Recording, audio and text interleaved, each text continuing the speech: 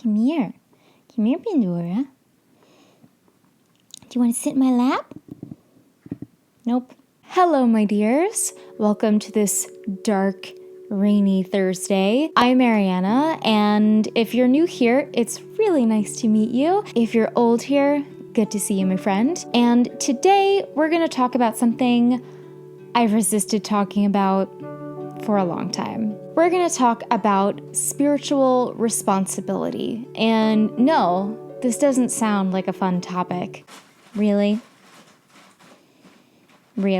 But this is something extremely important and something I honestly have avoided talking about. I've been worried that what I have to say might annoy people, or it might be the wrong time, or I get a sense of like, who am I to say any of this? But we're in a world where there cannot be too many voices directing us towards the right path. And so I really know that it's time for me to add my voice to that. So today we're going to talk about what I believe spiritual responsibility is, why we all must take part in it, and the 4 tenets of how to approach it. So even though you might not want to, because it's a Thursday and it's raining and you have dishes to do and you got into an argument with your boyfriend last night, stick around for it anyway. I know that there are 1,000 reasons to avoid doing the work, but all you need is one moment of sacrifice to say yes to it. So I hope you can take that moment now with me.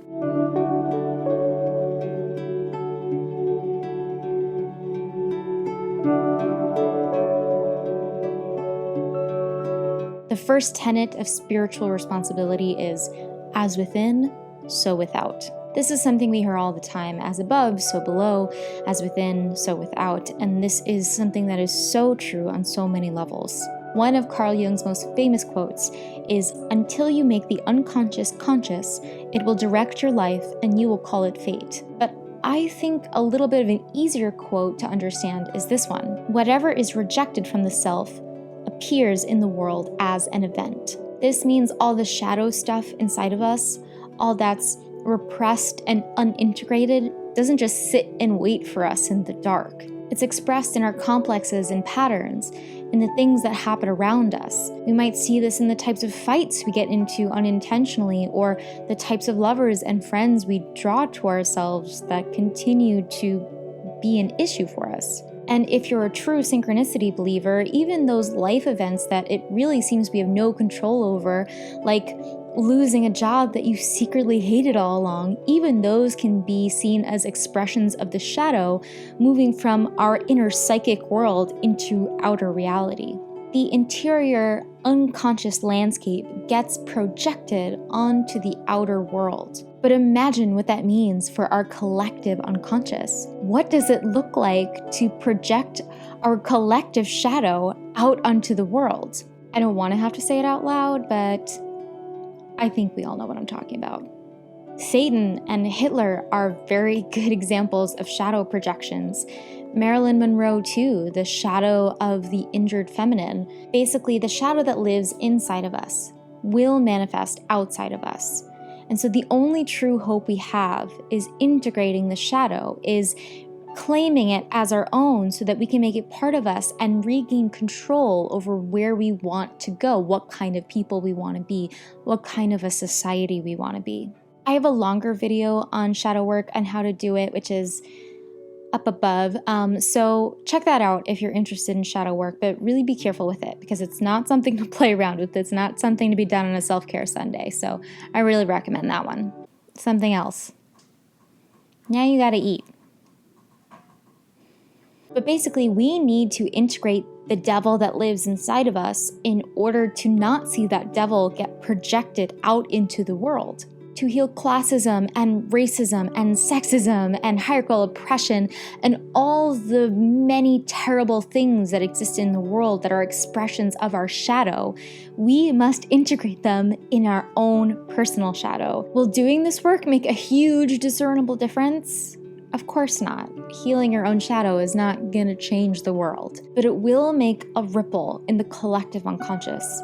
It will have an effect, and so it's our responsibility to do that work. Number 2, We are the earth. For all you witches out there, you already have a clear relationship to the earth. You already sense its numinous wonder and the divinity present all the time in nature. But that knowledge is not enough. It's not enough to take long, thoughtful walks. It's not enough to thank the earth for her generosity. It's not enough to be present in the world, because the earth is so vulnerable right now. The earth is being abused. She's being smothered and spat on, and so few of us are actually doing anything to protect her. This is the collective manifestation of our devaluation of the feminine, of women and what they represent. Because in mythology, women have always been linked to the earth. So many of the early goddesses were also goddesses of fertility and the life-death cycle and basically the fecundity of living, of earthfulness. And the earth itself is linked to the womb, the vessel from which all things come. And so as the ancient world shifted from earth worshippers to god worshippers, the feminine was devalued, and so the earth was devalued. It was made into a material thing that could be possessed and manipulated and used to serve the needs of mankind. And I mean mankind. The goddess inside the earth, the great numinous power, was driven into repression, and we've forgotten it. We literally just don't think about the earth that way anymore, but that is the appropriate way to think about the earth. There is no guilt in how we use her to serve our reckless wills, because there's no humanness inside her. There's no spirit, no essence, no soul. Now you, Mowgli. Without that inherent divinity, the earth could be consumed, trampled, and torn apart. As witches, as spiritual people, it is our responsibility to restore her numinous soul, to protect her, to fight for her with every fiber of our being, to demand that she be cherished and protected. Personally, this is why I am vegetarian and try to eliminate as much animal products as I can. It's why I try to thrift all my clothes. It's why I try to buy recycled plastics. It's why I vote carefully, and I always vote. It's why I do literally every little thing I can, because anything I can do is at least something. And so I really, really ask you to take the earth into account, to educate yourself, even though I know you don't want to. And yes, I agree. We should not be the ones accountable. It should be the corporations and the institutions that continue to harm the earth. But that's not the reality we live in yet. So I do what I can. I give myself room to mourn. And I keep my oath to protect and cherish and love this earth that bore me. Number 3, unnegotiable oneness. It seems so redundant to say this nowadays, but I'll say it anyway. The concept of difference is an illusion. There are literal boundaries that we have to deal with. There's language and geography and culture, but the idea of difference, the idea that there is not an inherent oneness, is something that is created by our egos. The practice of discernment, of otherizing things and people, is something that has been another legacy of patriarchy. Individualism was something that really came to be at the height of patriarchy during the Industrial Revolution and the birth of capitalism. It is incredibly tied to this idea that we can rise to the top of the hierarchy. But when we recognize that the ego, that difference, is an illusion that was created to work inside a hierarchical system, we then can reattach to the sense of oneness. This sense that we all belong to this singular organism of Earth. The differentiation between race and class and gender are all constructs that have been used to perpetuate this idea of otherness. We have to grip to them, to rely on them, because otherwise this kind of delicate system we've created would ultimately dissolve if we see ourselves as a singular entity. How does this society survive? I cannot. Now I know this is all very theoretical. This is all like nice talk, and there's a lot more complexity to all this. I totally get that. But I think coming at this from a spiritual angle helps us get a little bit clarity about what we can do in the moment. We have the responsibility to really know what's going on, to look at our history and understand why we don't need to buy into these ideologies anymore. Apart from education, it's really important to work on developing that inner sense of oneness, of looking out at everyone around you, everything, the world itself, and seeing yourself as connected to everything else. For a lot of spiritual people, this is not necessarily the focus.